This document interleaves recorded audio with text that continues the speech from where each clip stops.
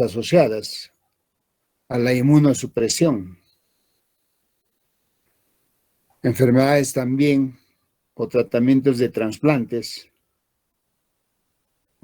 o también el uso de antibióticos por largo tiempo. Entonces, las infecciones micóticas, los pacientes con riesgo, son aquellos pacientes con cáncer, ¿no? Aquellas cirugías actuales, trasplantes de órganos sólidos y médula ósea, infección por el VIH y también a los antimicrobianos de amplio espectro. Si nosotros nos remolcamos a la historia, como ustedes ven en la pantalla, en 1969 fueron comercializados los primeros azoles, el clotrimazol y miconazol. Y como alternativas se tenían a la grisofulvina, la nistatina para infecciones cutáneas, mucocutáneas causadas por dermatofitos y también causadas por la cándida SP. 10 años después, ¿no?, fue aprobado el uso intravenoso del miconazol, pero presentó efectos adversos gastrointestinales, fiebre, rash cutáneo, muy frecuentes que eran en ese tiempo, porque su uso fue suspendido. En 1981 fue aprobado el ketoconazol oral como alternativa a la anfotericina B, pero lo relacionaron bastante con la hepatotoxicidad, que era intensa. Asimismo, también lo relacionaron con la disminución de los niveles de testosterona y cortisol. Entonces se hizo que esta administración fuera restringida. En el 2013, ¿no?, la FDA indicó usar solamente cuando otros antifúngicos no fueran tolerados o no estuvieran disponibles. Ya en la Comisión Europea, en ese mismo año, 2013, ratificó la orden de suspender la comercialización de la forma de administración oral del ketoconazol, ¿no?, que ustedes lo conocen como Nizoral. En la actualidad, se dispone de ese fármaco en champús tópicos, cremas, geles, ¿no? En los países latinoamericanos como el nuestro, también fue retirado el ketoconazol oral. Fue así como el 2 de enero del 2014, el Ministerio de Salud, con una resolución, ¿no?, en diciembre de 2013, ordenó cancelar los registros sanitarios de los medicamentos orales y de acción sistémica. Entonces, en el principio activo del ketoconazol, ¿no?, hizo que se contuviera este fármaco. Si vemos también en 1990, surgió el fluconazol, oral e intravenoso, un triazol con perfil de seguridad y aplicación clínica mejor que el ketoconazol, incluyendo la acción del fluconazol contra la cándida albicans sp, ¿no?, unas células neoformas y los hongos difórmicos. 2 años después, en 1992, se inició el uso del itraconazol, oral en cápsulas. En 1997, en solución con el espectro para aspergillosis, histoplasmosis, blastomisis con la aparición de efectos gastrointestinales y el fenómeno de absorción dependiente de los alimentos, dependiente del pH gástrico, similar al ketoconazol. En 1999 se comercializó una preparación intravenosa ¿no?, que rápidamente fue retirada del mercado por una alta incidencia de efectos adversos. Entonces, debido a los cambios de los patógenos responsables, ¿no?, de enfermedades antimicóticas, entonces hizo que la incidencia de hongos emergentes refractarios como la Pseudosporium sp, el Fusarium sp, surgieron otros triazoles. Y hablamos del 2002 como el voriconazol, oral e intravenoso. Aunque algunas de las especies consideradas en este grupo son resistentes. El año de 2006 fue aprobado el posaconazol en este grupo, ¿no?, que algunos fueron resistentes.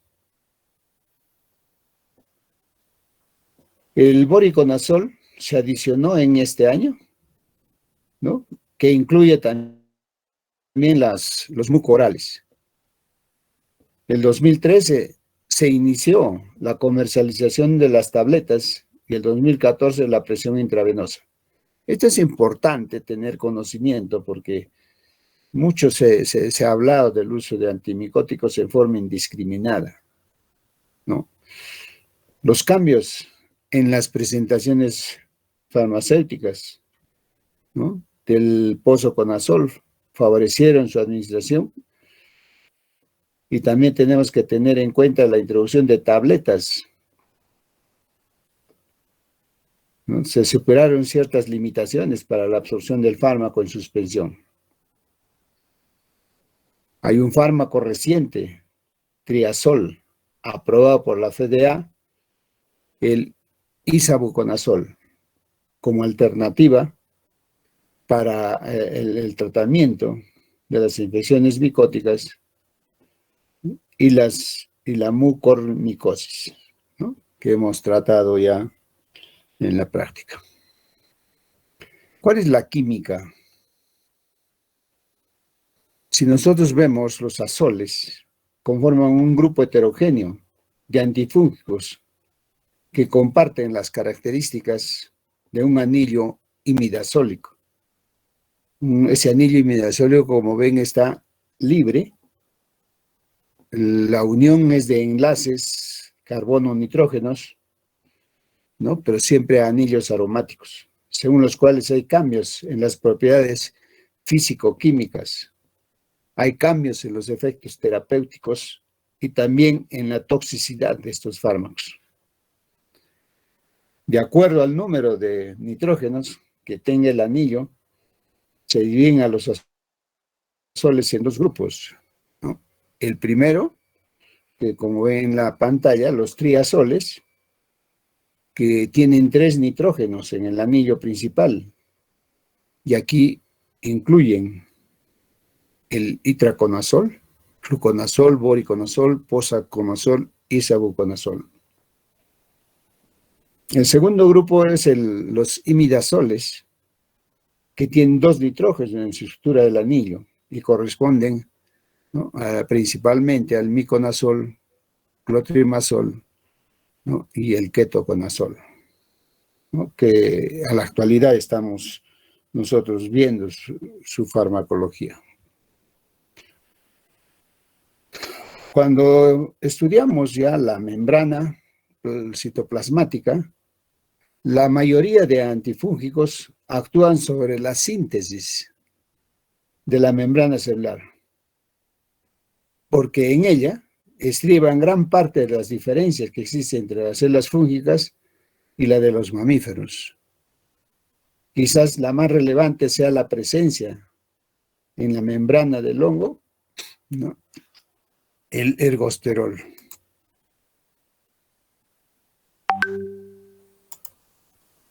¿No?, en su membrana celular, ¿no?, que en los mamíferos tenemos el colesterol. Los antifúngicos que actúan sobre esta membrana celular, ¿no?, son los compuestos azólicos, los polienos, las salilaminas y las morfolinas, ¿no? Otro elemento diferencial de los hongos es la disposición sobre la membrana citoplasmática de la pared celular, ausente en las células. Está constituida, por ejemplo, por proteínas, los polisacáridos, fundamentalmente, ¿no? Tenemos la quitina, los glucanos y los mananos. Además, la membrana citoplasmática puede tener residuos de cisteína, tener residuos de lípidos fosforilados y nitrogenados. Y cada uno de estos componentes va a ser una diana potencial para la acción de los fármacos antifúngicos. Por ejemplo, ¿no? Hablando de antifúngicos que interfieren la síntesis de la pared fúngica son las equinocándidas, ¿no? Que inhiben a la beta-1,3 glucano sintasa situado en la membrana plasmática. Entre los antifúngicos que actúan alterando la división celular, encontramos, por ejemplo, al ciclopirox, que da lugar a una depleción de electrolitos celulares, ¿no? Y conduce a una reducción de la síntesis de ácidos nucleicos. Y si hay una reducción de ácidos nucleicos, ¿no? Hay una reducción de las proteínas. Aquí tenemos a las pirimidinas fluoradas, que son los antimetabolitos, a fluoro 5 fluorocitocinas, inhibe el crecimiento y la reproducción, ¿no? Y esto se convierte en 5-uracilo, el cual es fosforilado e incorporado al RNA, convirtiéndose en un desoxinucleótido que inhibe la timidilato sintasa e impide la síntesis de proteínas celulares.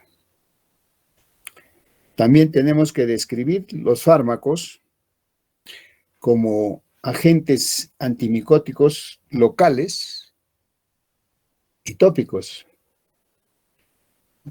antimicóticos sistémicos. Aunque si nosotros vemos, y como hemos visto en la práctica, no es del todo cierto, debido a que algunos agentes, por ejemplo, los imidazoles y triazoles y los polienos, también pueden utilizarse en cualquiera de las formas. Además, muchas micosis superficiales pueden tratarse por vía sistémica. Por ejemplo, en el tratamiento de las micosis cutáneas, que vimos en la práctica, se potencia con fármacos sistémicos, como la grisofulvina, el ketoconazol, que se concentran en la capa córnea, en los queratinocitos y en los lípidos cutáneos. Asimismo, en las micosis superficiales, ¿no? Tenemos las dermatofitos, son hongos que invaden solo el tejido queratinizado, la pitiriasis, la candidiasis. Y en las micosis profundas tenemos por hongos patógenos y por hongos oportunistas, como la Candida albicans, las Aspergillus, ¿no? Principalmente.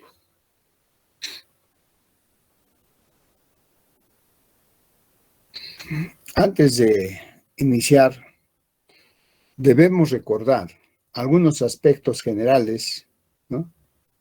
Que estos tienen diferentes tipos de acción. Nosotros lo podemos dividir en inhibición de la síntesis de la pared en cuanto a su mecanismo de acción. Inhiben la membrana celular, alteran la subunidad ribosómica y alteran la síntesis de proteínas. ¿Qué otro aspecto hay que tener en cuenta? Es la eficacia, ¿no? Y la efectividad.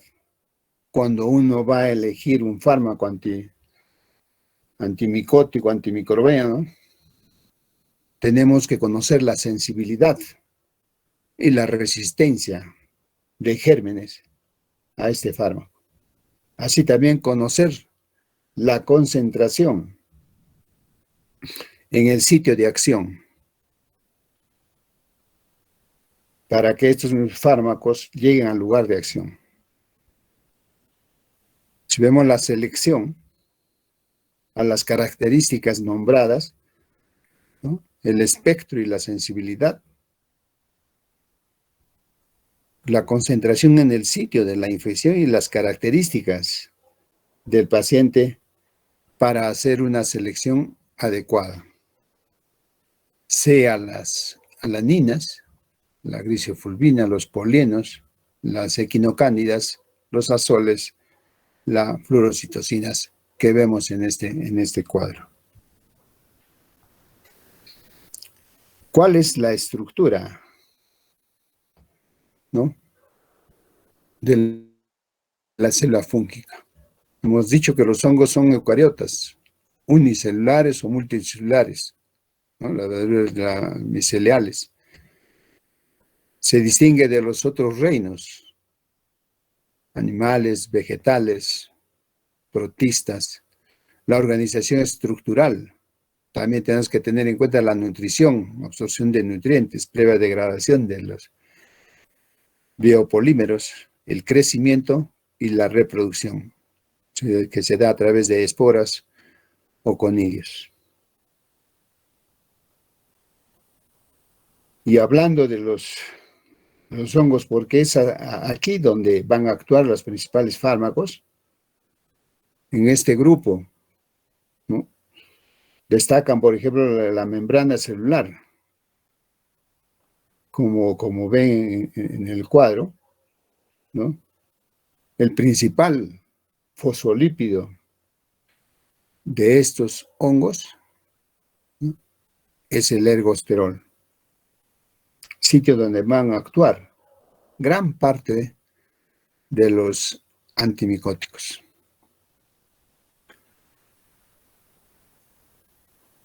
Entonces podemos hacer ya la clasificación de los antimicóticos de acuerdo a su estructura química. Porque hay diferentes formas de clasificar. Ustedes van a encontrar en la literatura, cada cual, ¿no?, hace su clasificación. En este momento hacemos la estructura química, ¿no? Vamos a hacer también sobre su mecanismo de acción. También podemos hacer la clasificación por su uso, si es sistémico o tópico. Pero cuando hablamos de estructura química, ¿no?, hemos visto anteriormente los tres grandes grupos, ¿no? Hay por ejemplo, estructuras de los antibióticos que no tienen nada que ver conceptualmente con el grupo farmacológico antibióticos, ¿no? Aquí tenemos los polienos, la anfotericina B, la nistatina, y los no poliénicos, la grisofulvina. Otra estructura química muy conocida de los antimicóticos, ¿no?, que la mayoría de su uso son los azoles, ¿no? Y aquí tenemos los imidazoles, miconazol, ketoconazol, los triazoles, fluconazol, itroconazol, voriconazol, ¿no?, y principalmente el actual, que hace muy poco tiempo, el isavuconazol. Tenemos también antimicóticos como las alilaninas, la terbinafina, los lipopéptidos, ¿no?, las pirimidinas, y también a otros donde vemos nosotros a la grisofulvina principalmente. Cuando vemos nosotros según el mecanismo de acción, ¿no?, tenemos que ver sobre la pared celular de los hongos, ¿no? Entonces, acá tenemos, por ejemplo, los ionóforos de iones, ¿no? A través de la membrana celular, principalmente el potasio. Asimismo, también tenemos los que alteran la síntesis de los ácidos nucleicos, la flucitosina, aquellos que alteran la síntesis del ergosterol, los azoles, hemos hablado de los imidazoles, los triazoles, ¿no? Aquellos que alteran la síntesis de la pared celular, caspofunquina, micafunquina, anidelafunquina, inhiben la síntesis o la mitosis, la grisofulmina, inhiben la epoxidasa del escualeno, ¿no? Ya vamos a ver en qué gen es esta inhibición de la epoxidasa del escualeno. La naftifina, terbinafina, y también tenemos la bencilaminas. Vayamos un poco al mecanismo de acción, ¿no?, de los fármacos. La pared celular de los hongos les confiere su propiedad de plasticidad. Esa propiedad también del control de la permeabilidad y la armadura que los defiende de los cambios osmóticos. Entonces, la integridad de esta pared depende de los esteroles que lo conforman, como el ergosterol, componente lipídico principal que favorece la acción de la quitina sintetasa, encargada del crecimiento y encargada también de la división celular fúngica. Los azoles, los triazoles, inhiben la 14-alfa en este nivel, ¿no? Los 14-alfa esteroles desmetilasa dependientes del citocromo P450, cuya función es unir los precursores del ergosterol. Y así conduce al acúmulo de estas moléculas precursoras que incluyen los 14-alfa metilados, ¿no? El anosterol 4,14 dimetilsimosterol y el 24-metilendihidrolanosterol. Y estos conducen finalmente a la formación de una membrana plasmática fúngica con una alteración estructural, ¿no?, funcional. Adicionalmente, a la inhibición general de esta 14-alfa-esterol desmetilasa, los azoles intervienen en la acción de otras enzimas, ¿no?, que promueven a la formación, ¿no?, del simosterol, ¿no?, y del escualeno. En ese caso, ¿no?, muchos utilizan el voriconazol sin estar claramente identificadas. Tenemos el fluconazol e itraconazol, además que interrumpen la reducción de la obstrucil-foliol, lo que origina el acúmulo de los precursores esteroles metilados. Entonces los azoles interaccionan con el transportador más estudiado de la superfamilia de transportadores del ATP de los mamíferos en la glicoproteína P, ¿no? Y también ahí vamos a ver que la inhiben. Es así como se ha encontrado que las concentraciones de lovastatina en plasma que inhiben a la glicoproteína P aumentan más de 20 veces cuando nosotros administramos, por ejemplo, el itraconazol. A esta interacción de los azoles con la glucoproteína P se deben a interacciones clínicas con sustratos de esta molécula.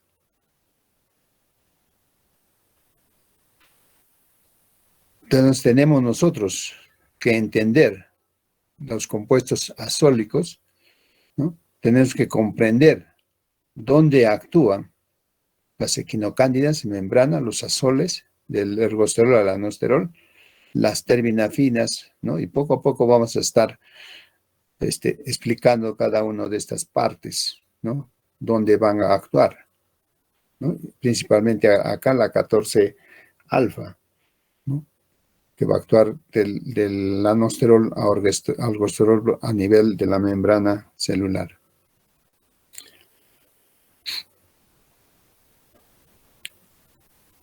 Entonces tenemos un resumen. En la membrana celular, las silaninas, los polienos, los azoles que están en la membrana celular, ¿no? Y así la fluiditosina. Y así también tenemos las equinocándidas, que vamos a ver la biología. Un repaso de los diferentes antifúngicos y su clasificación, el sitio de acción o mecanismo de acción, ¿no? Vemos a los polienos, a los azoles, la flucitosina, las equinocándidas, ¿no? Entonces, estos tienen su mecanismo, su sitio de acción en la membrana, la flucitosina que hemos dicho en el núcleo, ¿no? Y en la pared celular, la equinocándidas. Y cuanto a su actividad, ¿no? Los polienos se unen al algosterol, causando su muerte celular. Hemos dicho también que los azoles inhiben a la enzima CYP450 responsables de la síntesis del algosterol. Daña la membrana citoplasmática. La flucitosina, que actúa en el núcleo, interfiere con la síntesis de ADN al inhibir el timidilato sintasa. Las equinocandinas inhiben la biosíntesis de los glucanos y destruyen la estructura de la pared celular. Y aquí le va a causar lisis.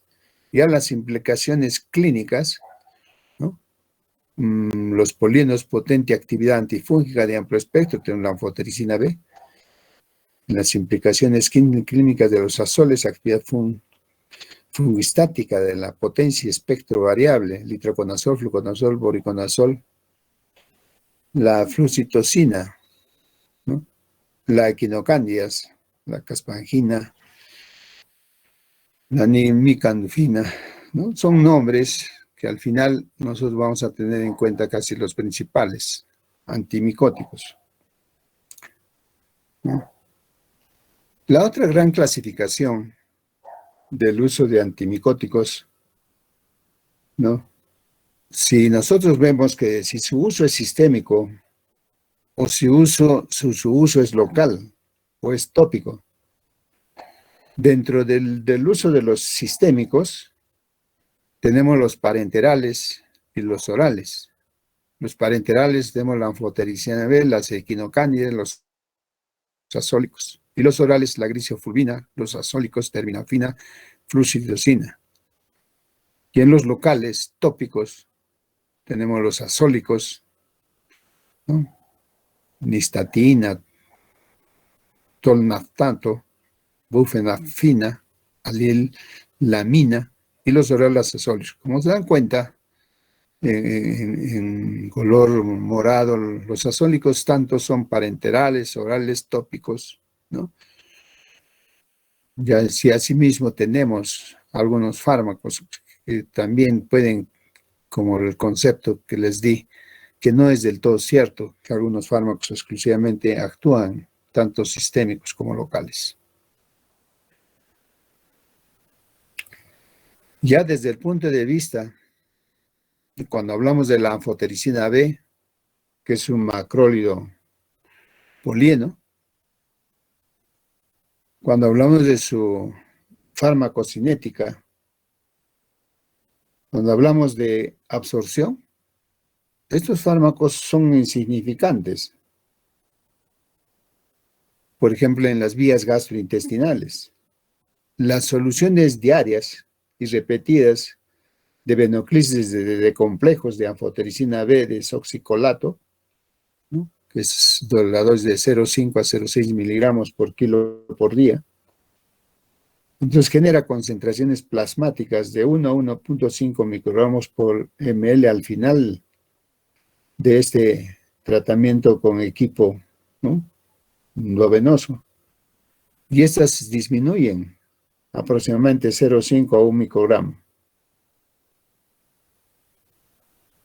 Entonces tenemos nosotros en la farmacocinética el tiempo de vida media de 15 días, la unión a las lipoproteínas prácticamente 90 a 95% del uso parenteral, la forma convencional de 50 miligramos, estos vienen en polvo, y las formas con lípidos de 100 miligramos en 20 ml en suspensión inyectable, tiene también 50 miligramos en polvo para inyección, y 50 a 100 miligramos, ¿no?, también de en polvo, y también en cremas tópicas al 3%, lociones y ungüentos. Entonces, en cuanto al mecanismo de acción y la resistencia, el espectro es amplio, ¿no? Las aplicaciones clínicas también lo consideran como el tratamiento empírico, esquemas de inducción, infecciones micóticas que ponen en riesgo la vida, por ejemplo, por pacientes inmunodeprimidos, pacientes con meningitis criptocócica, neumonías micóticas, como la aspergiliosis, micosis endémicas diseminadas, y entre los efectos adversos, el daño renal, la zoemia, ¿no? Y esta es la clínica: fiebre, escalofríos, espasmos musculares, cefaleas, hipotensión. En la fotericina B también vamos a ver desde el punto de vista, ¿no?, este se obtiene, ¿no?, del Streptomyces nodosus. Es fungicida selectivo. Si ustedes recuerdan, es antifúngico del grupo de los macrólidos polienos, y se emplea en el tratamiento de las micosis graves, potencialmente mortales. Tenemos que tener en cuenta el mecanismo de acción de la anfotericina B. Interfieren con la permeabilidad y con las funciones de transporte, formando un poro en la membrana, por lo que se pierde este potasio a nivel intracelular. No se une a las membranas de bacterias. Tiene mayor afinidad al ergosterol, ¿no?, que al colesterol, ¿no? Ya vamos a hablar sobre la resistencia, ¿no?, sustitución del ergosterol por esteroles precursores, y así la incapacidad de penetrar, ¿no?, a la pared. Y también tenemos que tener en cuenta el uso de este fármaco en el embarazo. Vamos hablando un poco de algunos antifúngicos usados en la práctica clínica, en la fotericina B. Entonces, este se une al ergosterol, formando así un poro en la membrana celular del hongo. A través de este se pierde el potasio,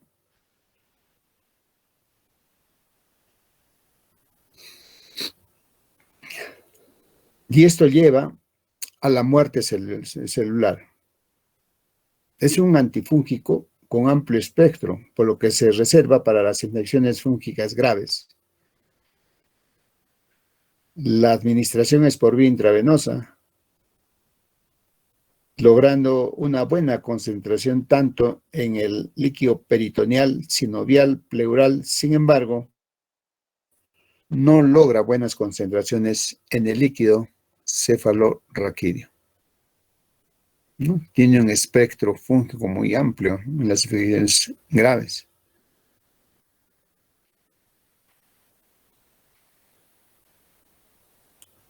En la anfotericina B, también este fármaco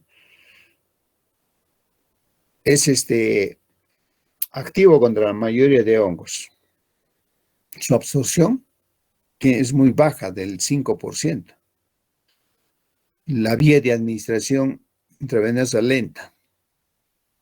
Que lo hayamos usado en alguna oportunidad nosotros, eso es cuando por vía intravenosa, yo solo lo he usado por vía intravenosa en una patología que hay en Puno, que es la leishmania, ¿no?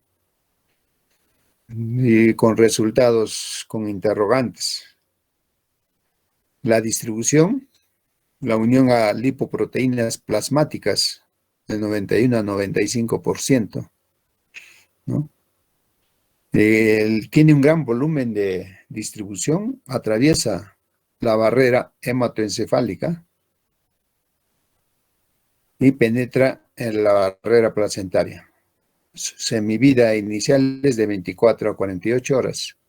La farmacocinética también, la eliminación, pequeña porción por la orina, ¿no? Del 2 al 5% de cada dosis. La principal vía de excreción es la biliar. La vida media de eliminación es en 15 días. Este fármaco, si bien puede usarse como refuerzo antifúngico de la flucitocina, la absorción es baja por vía oral, como hemos dicho, por lo tanto es mejor administrar por vía intravenosa en forma lenta, ¿no? O también el uso en forma tópica. Las presentaciones y las fórmulas de fármacos de la anfotericina B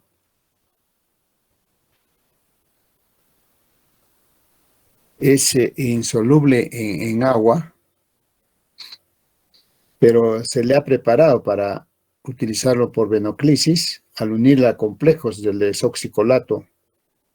El desoxicolato es una sal biliar. Entonces, este complejo se distribuye en forma de polvo liofilizado, ¿no? Que es el fungisone, que contiene 50 miligramos de anfotericina B, ¿no? Y tiene 41 miligramos de desoxicolato.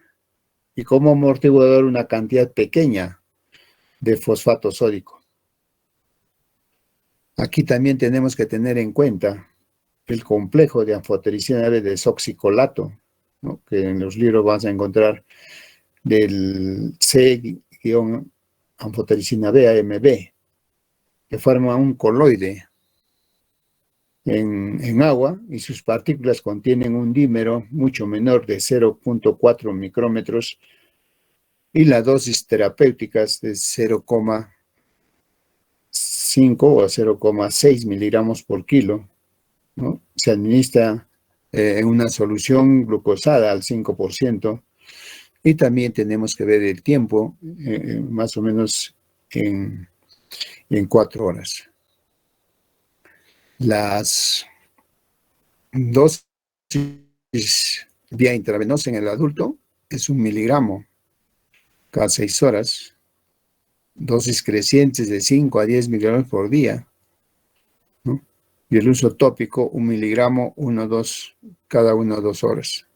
En niños hay que bajar la dosis de 0,25 miligramos por kilo por día y en dosis crecientes cada 2 días, 0,25 miligramos por kilo por día.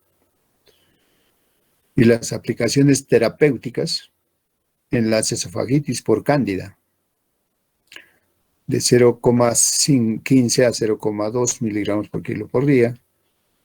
En la mucormicosis o aspergiliosis invasoras, de 1 a 1,2 miligramos por kilo por día. En las meningitis por hongos, de 0,05 a 1 miligramo, para evitar las recaídas, ¿no? En pacientes inmunodeprimidos, 1 por semana, ¿no? En la cistitis por cándida, siempre tenemos que hacer un lavado vesical, 50 microgramos por ml de agua en agua estéril. El complejo de anfotericina B, ¿no? CAM, forma un coloide de agua y sus partículas tienen un diámetro mucho menor de 0,4 micrómetros. Los filtros del equipo de venoclisis que separan partículas mayores, ¿no?, de 0,22 micrómetros de diámetro, van a eliminar las cantidades importantes del fármaco. Por eso es importante tener acá en qué equipo de venoclisis estamos pasando este fármaco. Y cuando yo administraba este fármaco, como decía, en la leishmania aquí en Puno, ¿no?, poco se conocía sobre este efecto. Cuando le adicionábamos electrolitos a la solución de venoclisis, esto va a causar agregación de coloides. Electrolitos como el cloro, el sodio. La naturaleza antifática de la anfotericina B ha permitido crear preparados oleosos para administración intravenosa. Hay una dispersión coloidal de anfotericina B. Entonces, estos complejos lipídicos L-alfa, dimidistofosfatidilcolina, la L-alfa, disminuidofosfatidilglicerol, también la anfotericina en dispersión coloidal, ¿no?, ABCD, afoxil, la anfotericina B liposomal, que es la principal que vamos a estudiar, ¿no?, la L-AMB, el ambisone.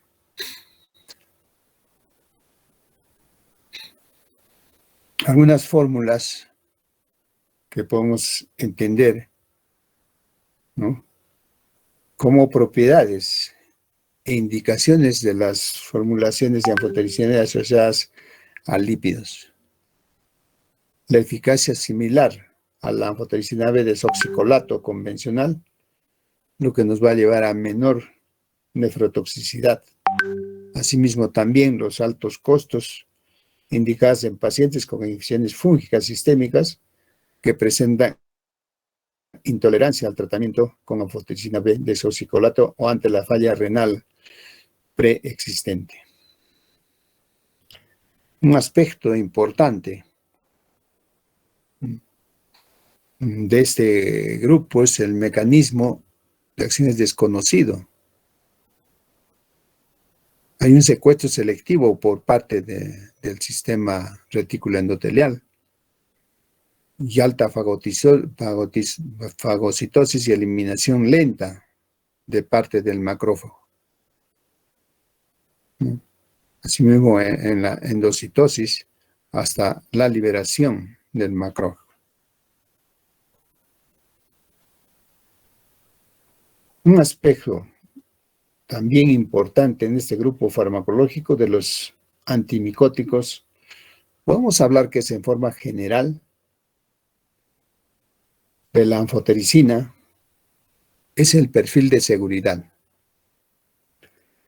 Este perfil de seguridad de la anfotericina B tenemos que hasta el 60% de reacciones adversas a este medicamento son vinculadas a la infusión, caracterizadas por fiebres, temblor, hipotensión, flebitis. Es por eso que la administración de este medicamento debe ser lenta. Y muchas veces algunos trabajos de investigación han demostrado la necesidad de los beneficios de hacer una medicación previa a su administración para evitar efectos adversos, ¿no?, como la administración de antihistamínicos, la administración de paracetamol, hidrocortisona, dilución con heparina. Otro aspecto del perfil de seguridad de este fármaco, no menos, es la incidencia de la nefrotoxicidad. Hasta un más o menos 30% de casos. Y esto lo vemos caracterizado por la disminución del filtrado con alteraciones de la función, ¿no?, la hipocalemia, hipomagnesemia, acidez metabólica, ¿no?, asimismo el control de la función renal, ¿no?, en los conductos iónicos. Asimismo tenemos también la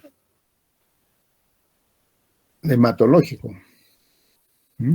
Las anemias por disminución de la eritropoyetina, la trombocitopenia, la leucopenia, ¿no? Esto se describe dentro de los efectos a nivel de los efectos farmacológicos a nivel hematológico.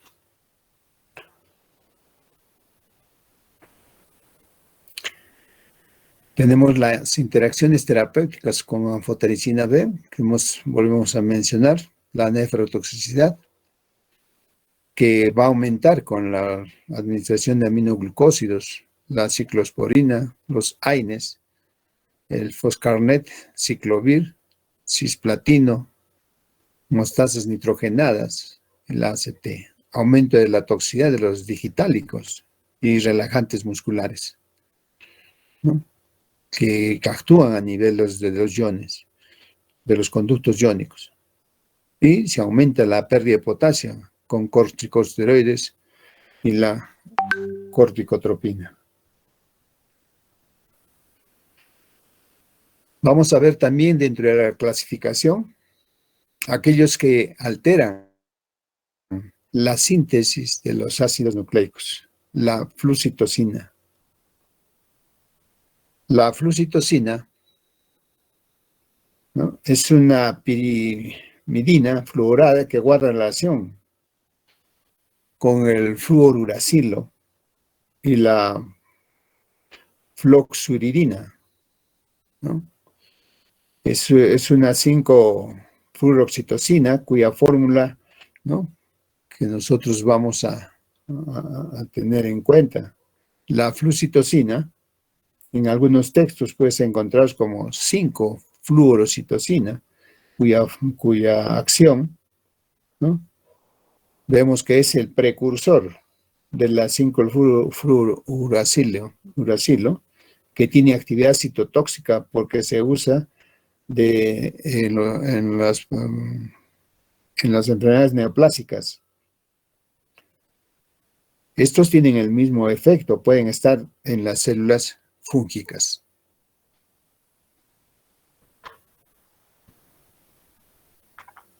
El mecanismo de acción de la flucitosina, ¿no?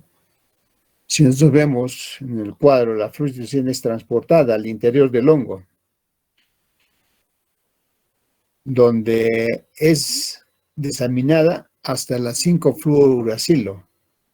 Luego este último se transforma en un monofosfato de 5-fluorouracilo ribosa para seguir la transformación hasta el trifosfato de 5-fluorouracilo, uridina. Acá también tenemos que ver cómo se reincorpora el RNA, o también se convierte por acción de la reductasa de los ribonucleótidos en 5-fluoro-2-desoxiuridina, ¿no?, 5-monofosfato, ¿no?, aquí en el centro, que es un inhibidor potente de la sintetasa de timidilato.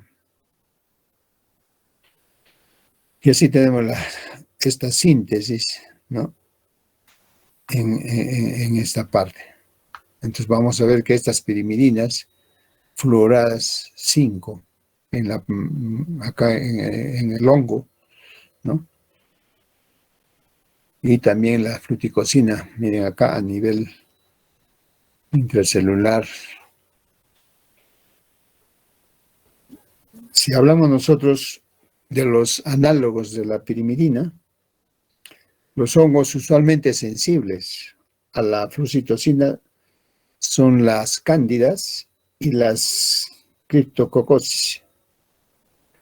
En su farmacocinética, la absorción oral de la flucitosina oscila entre el 75 y el 90%. Disminuye la velocidad de absorción, aunque la cantidad total del fármaco absorbido permanece sin alteraciones. Las concentraciones máximas en sangre, ¿no?, la dosis de 100 a 150 miligramos por kilo por día, ¿no?, También debemos de tener la absorción a nivel gastrointestinal. La distribución similar, ¿no?, a la del agua corporal. Tenemos también que ver la función renal normal de 70 a 80 microgramos por ml después de una dosis de 37 miligramos por kilo. O sea, la excreción va a ser renal. Su vida media de 3 a 6 horas, ¿no? Y si hay una alteración a nivel renal, puede llegar hasta las 200 horas. Y en el líquido cefalorraquídeo de 65 al 90%. Su aplicación clínica en meningitis, criptococosis, cromoblastomicosis, y dentro de los algunos efectos adversos, toxicidad en la médula ósea, alteraciones en las enzimas hepáticas, ¿no?, y también a nivel intestinal las enterocolitis.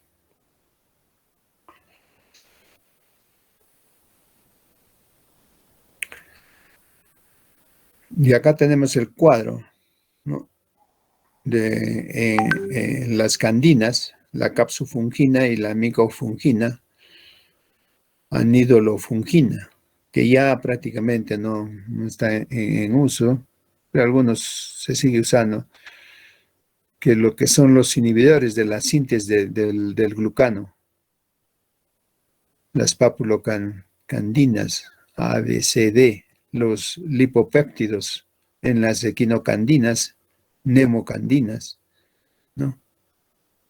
Y todos estos vamos a ver que tienen la anidolafungina, micafungina, y los otros, las nemocandinas, en la capsofungina.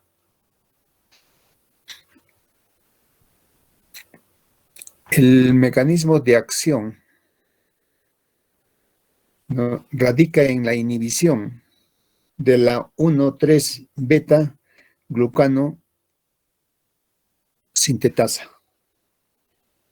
enzima responsable de formar polímeros de glucano, esenciales para la estructura de la pared fúngica. Cuando nosotros inhibimos a esta enzima, que está presente en la mayoría de los hongos y ausente en las células de origen humano, lleva consigo a una disminución de la síntesis de glucano, permitiendo a que la célula fúngica entre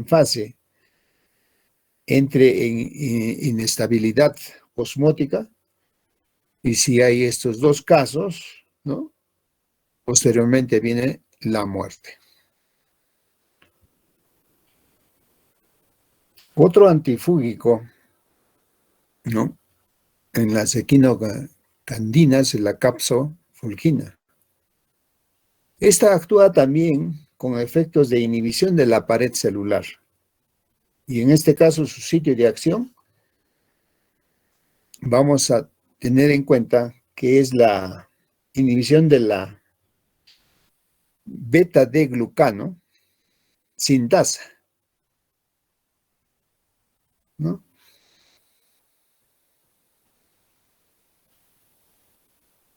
Entonces aquí va a impedir la formación de beta-glucano que esté en la pared celular fúngica. Y se usa de manera intravenosa y tiene una baja acción comparado con los antifúngicos, porque ésta sufre hidrólisis y acetilación hepática. Tiene menos riesgo de interacciones medicamentosas. ¿Cuáles son las indicaciones aprobadas como antifúngico? Son las aspergillosis invasiva en pacientes refractarios a anfotericina B, ¿no?, que ya habíamos mencionado. Las candidemias, candidiasis esofágicas, y cuando se ha hecho tratamientos empíricos antifúngicos, ¿no?, y también en neutropenia febril. Entonces, si nosotros vemos la inhibición de la síntesis de la beta 1,3 beta-glucanos, ¿no?, y los puntos activos de crecimiento y de ramificaciones.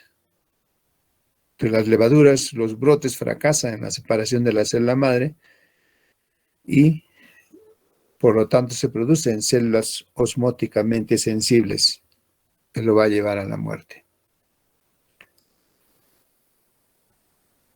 Los antimicóticos mencionados en esta parte son de uso sistémico y por otro lado tenemos los de uso tópico. ¿Por qué antimicóticos de uso tópico? ¿No? Con el objeto de lograr un efecto local y así evitar las reacciones adversas medicamentosas sistémicas. Porque nosotros no hemos enumerado para antifúngicos, ¿no?, que generalmente se usan de uso tópico, ¿no?, que son generalmente a nivel cutáneo y a nivel de las mucosas, principalmente lo que es bucofaringio y vaginal. Pero ¿cuál es la desventaja del uso tópico? Que muchas veces se requiere tratamientos prolongados, por ejemplo, para infecciones del lecho ungueal y el tratamiento, ¿no?, en el ano. Entonces, esto puede llevar a que muchas veces, en muchas situaciones, no quedemos cortos con el tratamiento tópico y sea necesario una administración sistémica, ¿no? Por ejemplo, en hongos resistentes en la córnea, en el tejido celular subcutáneo, en las infecciones en el pelo, las infecciones en el lecho ungual, ¿no?, especialmente en el compromiso distal o lateral. Entonces no va a ser suficiente el tratamiento con antifúngicos tópicos. Los principales antifúngicos tópicos son, por ejemplo, la nistatina, ¿no?, que es un antifúngico de toxicidad. Solo se reserva para el uso tópico, que tiene un mecanismo similar a la anfotericina B sobre la pared celular fúngica, ¿no?, pero generalmente su uso clínico en las candidiosis bucofaringias, vulvovaginales y cutáneas. La principal reacción adversa de uso tópico a nivel bucofaringio: náuseas, vómitos, diarreas, irritación local y también una irritación faríngea, que la podemos ver tanto para el uso bucofaringio como para el uso vaginal. También debemos mencionar en los grupos azoles, ¿no?, que vamos a volver a repetir la acción, inhiben la síntesis de la membrana, ¿no?, inhibiendo a la 14-desmetilasa del lanosterol para convertirlo en ergosterol. Acá tenemos, como hemos mencionado, ¿no?, estos que alteran la síntesis del ergosterol, los triazoles, ¿no?, que ya tienen ahí en el cuadro, los imidazoles. En los triazoles, ¿no?, habría que agregar el isoconazol, ¿no? ¿Qué otros antifúngicos tenemos en los azoles? Como vimos anteriormente, los azoles pueden usar por vía sistémica o tópica, ¿no?, el ketoconazol, el fluconazol, itraconazol. Se pueden usar por ambas vías y también existe azoles, ¿no? Si nos vemos acá la síntesis, ¿no?, si nos vemos que esta síntesis del ergosterol a través del gen ergosterol 1 en las alilamidas que vamos a ver posteriormente, ¿no?, en los tiocarbamatos en el escualeno, pero aquí vamos a ver el gen del ergosterol 11, que nosotros lo estamos observando acá, ¿no? En la lanosterol 14 alfa desmetilasa, ¿no? Aquí el fluconazol, boriconazol, itroconazol, pusaconazol y el isobuconazol a través en el lanosterol. Y así también vamos a ver en el gen ergosterol 24, ¿no? Tenemos a la C14 esterol reductasa, del simosterol a ergosterol, las morfolinas, las amorolfinas, ¿no? Y la 7,8 esterol isomerasa, que también tiene que ver con el gen de ergosterol tipo 2. Vamos a hacer un pequeño recuerdo de este gen escualeno apoxidasa. Entonces acá cataliza la oxidación estereoespecífica del escualeno a 2,3-epoxi-escualeno, ¿no? El lanosterol, 14-alfa desmetilasa, ¿no? En el ergosterol 11. Y la reductasa, ¿no? En la C14, ergosterol 24, reduce el doble enlace, ¿no? En el C14 y C15. Cuando hablamos de los azoles y triazoles, ¿no? En la inhibición de esta síntesis, ya hemos mencionado que inhibe la 14-alfa-esterol desmetilasa. Hemos dicho también que esta es dependiente del citocromo P450, cuya función es unir los precursores del ergosterol.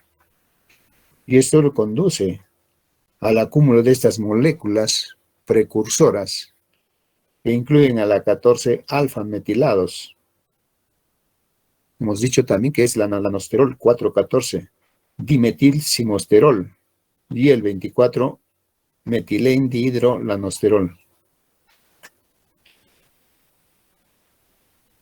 También hemos hablado sobre el mecanismo de acción de los azoles en la pared celular, ¿no? La plasticidad.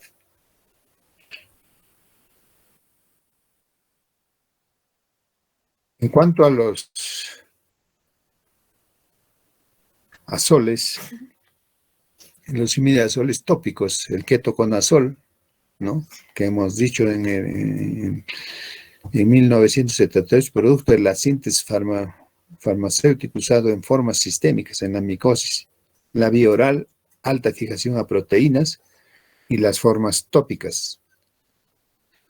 El miconazol, sertaconazol, clotrimazol, econazol, formas tópicas, tratamiento de las micosis superficiales.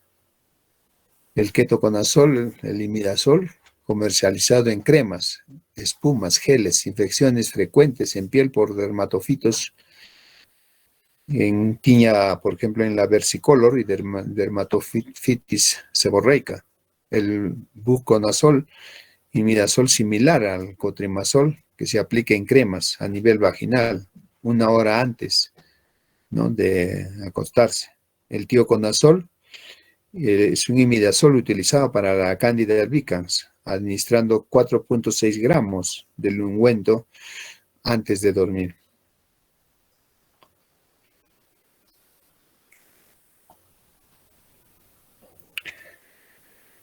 Si nosotros vemos ya también el fluconazol, vemos que es un fármaco soluble en agua. Es un fármaco bien absorbido en el tracto gastrointestinal, en más del 90%. Su absorción no se ve afectada por el pH o la ingesta de los alimentos y tiene una mínima metabolización hepática. Esta se difunde en líquidos corporales. Aquí podemos incluir el líquido corporal, el líquido cefalorraquídeo. En el líquido cefalorraquídeo alcanza concentraciones hasta el 70%. de la concentración sérica total a ese nivel. Tiene una gran eliminación renal, por lo cual el paciente con falla renal, insuficiencia renal, la dosis deben ser reducidas al 50%. Y en el caso de pacientes que se encuentran en terapia, ¿no?, de reemplazo renal, como el tratamiento de hemodiálisis, una dosis completa debe ser administrada después de cada sesión. Este medicamento tiene un volumen de distribución bajo, pero por lo que sus concentraciones séricas son mayores.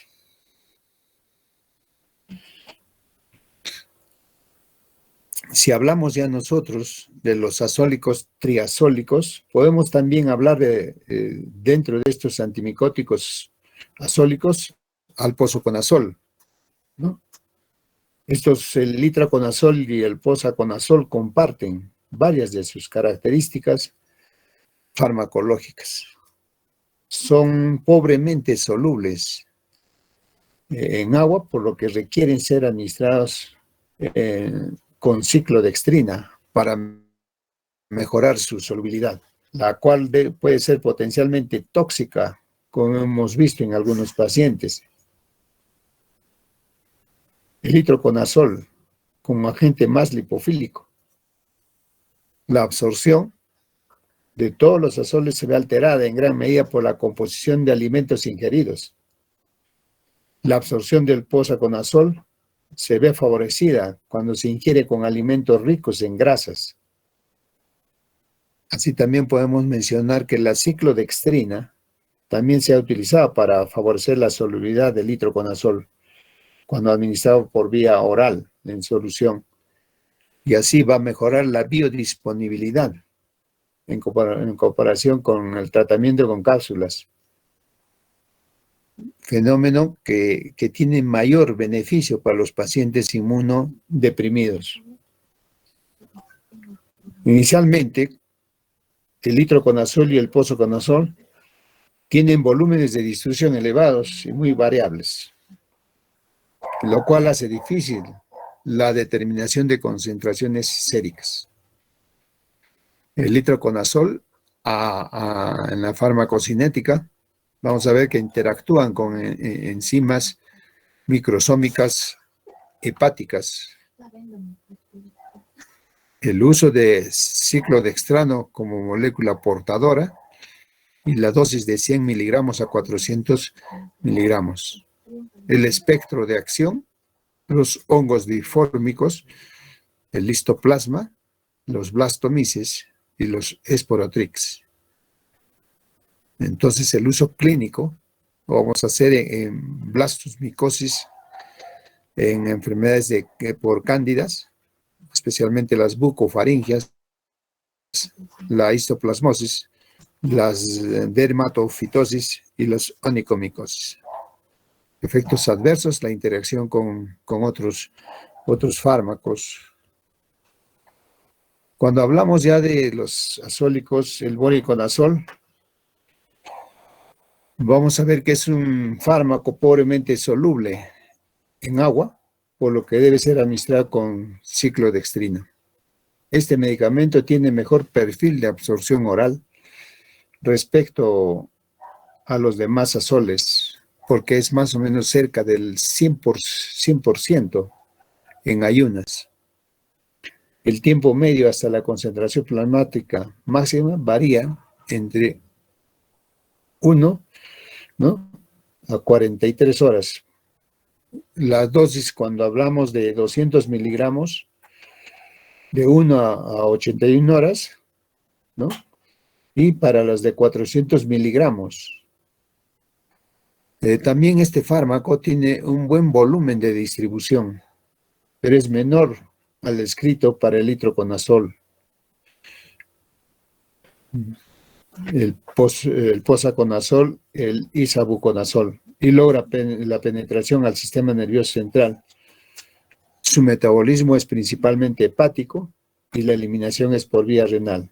Aproximadamente el 98% de sus metabolitos se excretan en un plazo de 48 horas, ¿no? Y este voriconazol, la farmacocinética, son inhibidos importante para la CYP3A4, ¿no?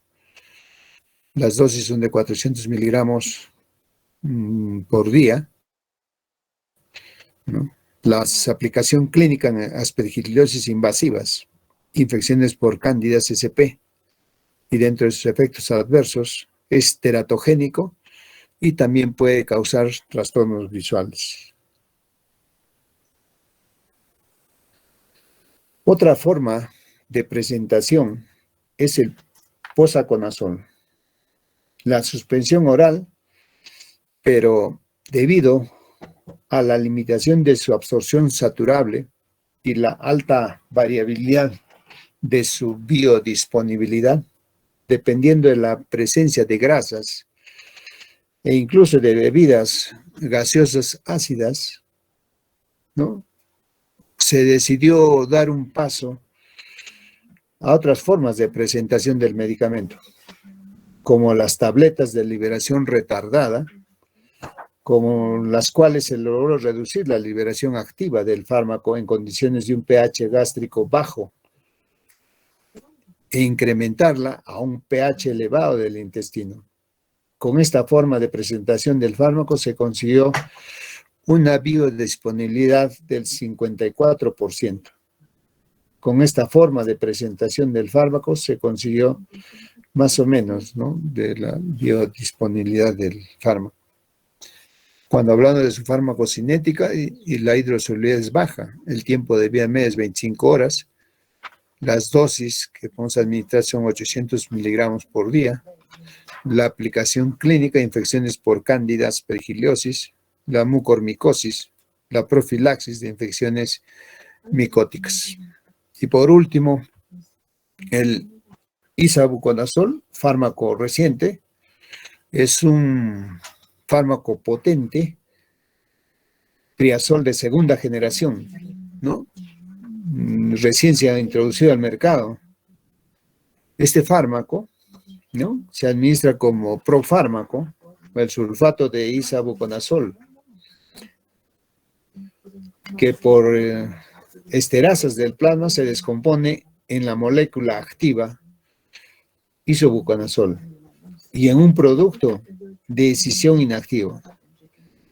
Tiene una alta solubilidad en agua, por lo que no debe combinarse con ciclodextrina en las formulaciones intravenosas para facilitar su solubilidad.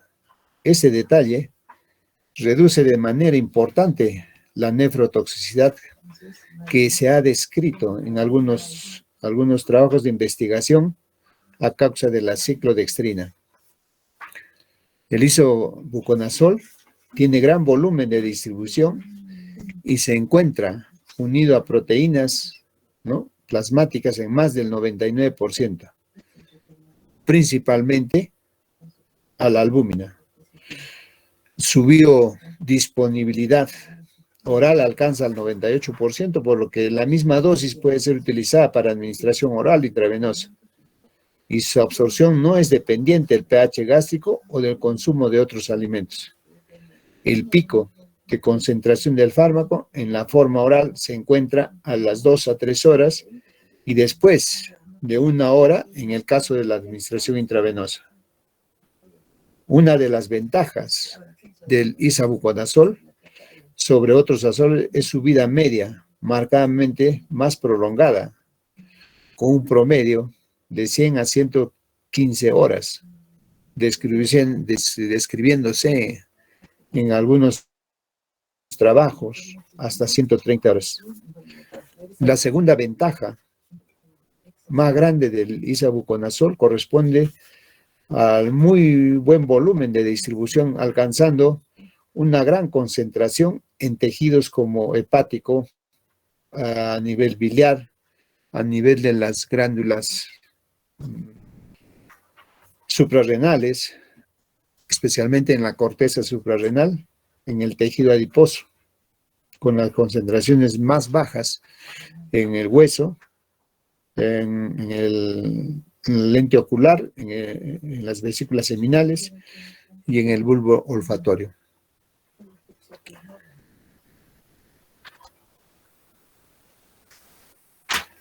Este es un resumen del monitoreo de las concentraciones terapéuticas de los azoles, ¿no? Ya ustedes lo tienen ahí en su pantalla y creo que con este resumen, ¿no?, prácticamente nosotros podemos ya aplicarlo, ¿no?, en la forma farmacéutica del fluconazol, itraconazol, las dosis, la vida media, el metabolismo, la unión a proteínas.